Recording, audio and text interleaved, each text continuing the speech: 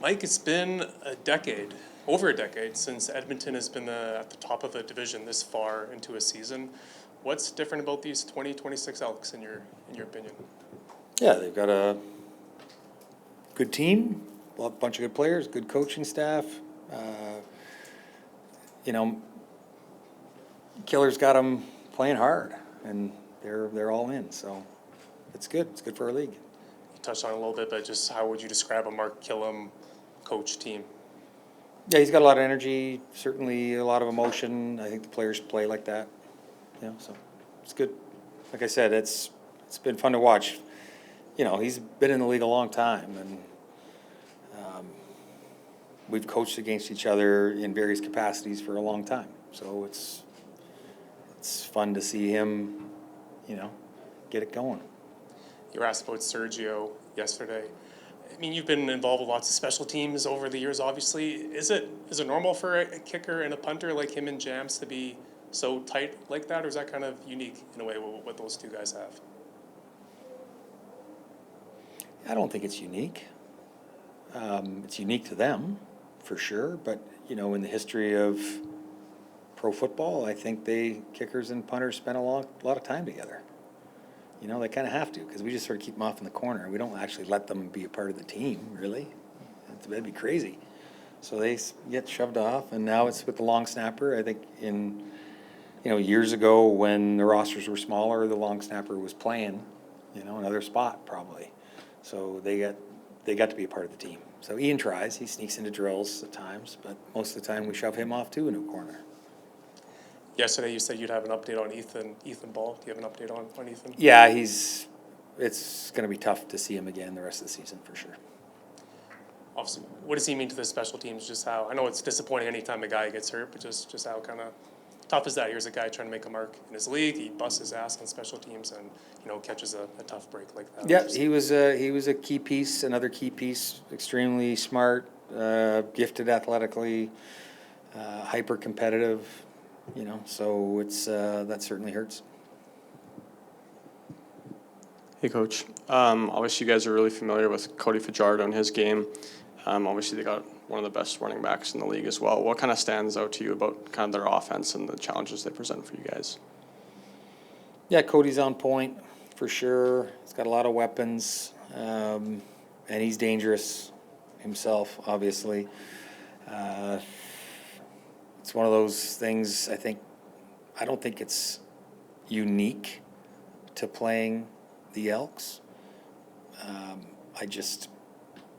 You got to have your eyes right all the time, right? You got to make sure you're where you're supposed to be. He'll deliver the ball quickly. He knows where he wants to go with it. He'll get rid of it. And then, if you just relax a minute, he'll throw one deep on you. And once again, they have plenty of weapons that they seem to get the ball to. It's going to take a good effort. Obviously, this next stretch for you guys is going to be pretty tough. Is this kind of a measuring stick game in your eyes, I guess? No. We would always measure ourselves against ourselves, really. And we'd never look at a stretch of upcoming games. It's if you overlook your next opponent, you're going to be in trouble. So. Thanks. Taking Brady? Are we taking Brady? Yeah. Yeah. Okay. Same feelings as you had yesterday about him? Expect him to play? I expect him to play. Nothing's changed. Okay. Jordan Younger was saying the other day, and I kind of might not remember it exactly right, but as up and down and not always great as the defensive season has been, sometimes it just takes something to click, and a team can really turn it around and ride some confidence. And I don't know if he was talking about a specific play or a goal line stand maybe, or just a real good game. Do you know what he means? That there could be like a turning point, that's something that really boosts a team and leads to better play? Yeah. But a lot of that, I think, just comes from another series of experience, another game of experience. I touched on it a little bit ago, but it's not that we don't think of the big picture, but we're down to the finer details now, and we're getting closer and closer. So instead of the 5 yards of fix, it's a yard or 2 yards of fix. So I just see it getting closer and closer to being what we need it to be. Yeah. And then when it gets there, is it a palpable feeling? I think when the consistency comes, Yeah. you know, there can be plays and moments and drives and series and games, but what you really need or want is that consistency of quality play, and then the resilience when the opposition makes a play, right? And then the understanding of and the ability to execute when we really need the play. Right. So Yeah. I guess you can think it's there one game, and then if it's not there the next, it's not there for permanent. yeah, consistency would be important. Eddie? Sorry. Mike, just to go back to Brady for a second, what is the sense that you're getting just on him this week? Do you feel like he's better this week in comparison to last week? Do you think feeling healthier? Well, you'd love to have him better than last week because he was pretty damn good. So whatever that is. I mean, at this point this week, or at this point last week, do you feel like he's, I guess, better than where he was as far as? It's the same deal every time with vets. You just give them every opportunity to be able to deliver, right?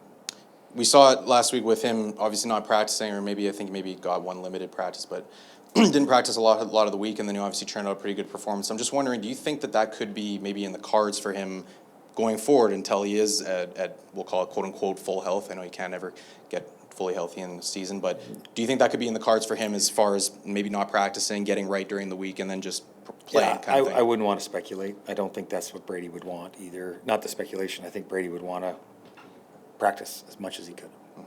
And then you talked about Cody. You've coached against him quite a bit, and I'm just wondering, would you say this is maybe some of the best ball you've seen from him? Sure, I imagine the numbers would support that. You know, What are you seeing on tape? he's good. He's good. He's making good decisions. He's athletic as ever. He's making the plays that his team needs him to make. I mean, that's what you want.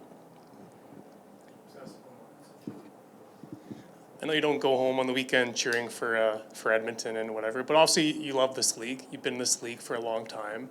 So this past decade, when things weren't going so well in Edmonton, what was it like for you? Just seeing this once iconic franchise not be so iconic anymore for a while there. Troublesome. Honestly, we'd play there, and it just didn't feel like it should, and it's been turned around, and it's good for our league. So I can separate the two. I know what we want to do on game day, but I also can appreciate that they've worked their asses off to turn it around there. And I can be happy for a fellow coach who, I've been around and been to a ton of meetings with and hung around and had beers with, whatever. I can be happy for him too. Doesn't mean we don't want to beat him. Just I understand the value and the importance of the health of franchises and to the health of the league. So, I mean, it's pretty apparent we need every team to be going.